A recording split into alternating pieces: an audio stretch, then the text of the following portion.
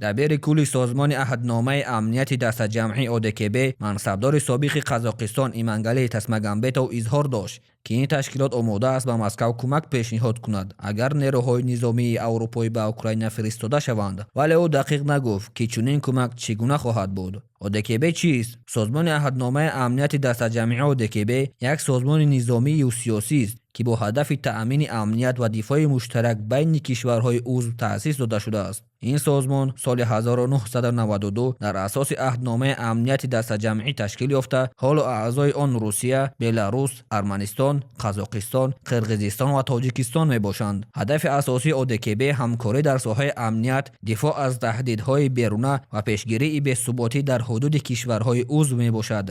سوال به میان می آید که اگر روسیه واقعا از ODKB کمک پرسد، این سازمان چگونه عمل می کند؟ طبق آیین‌نامه سازمان کمک تنها در حالت حمله بیرونی دولت‌های خارجی یا تهدید جدی به امنیت کشورهای عضو روانه کرده می شود. اگر کشورهای عضو موافقت کنند، کمک می تواند شکل‌های زیرین را داشته باشد: کمک سیاسی و دیپلماتی، اظهارات دستگیری و محاکمه مسئله در سطح بین المللی، کمک نظامی، فرستادن واحدهای نظامی ODKB مثل نیروهای پاسدار صلح، کمک تکنیکی و لوجستیکی، انتقال سلاح، تکنیک حربی و دیگر تجهیزات حربی، کمک اطلاعاتی و امنیتی، مبادله معلومات عاید به تهدیدهای احتمالی. اگر به تاریخ نظر اندازیم، در دوره اتحاد شوروی مردم آسیای مرکزی برای حمایت حکومت کمونیستی شوروی در جنگ‌ها اشتراک می‌کردند. آنها مجبور بودند که به جنگ روند، زیرا کشورهایشان تحت اداره شوروی قرار داشتند. با وجود آنکه مردم آسیای مرکزی در محافظت شوروی سهم کلان گذاشتند، امروز بسیاری از مهاجران آسیای مرکزی در روسیه از طرف مردم و حکومت روس تحت تحقیر، شکنجه، تهمت و سرزنش قرار می‌گیرند. Громят все, стреляют и просто так избивают, пугают людей. Просто приходят, чтобы избивать людей.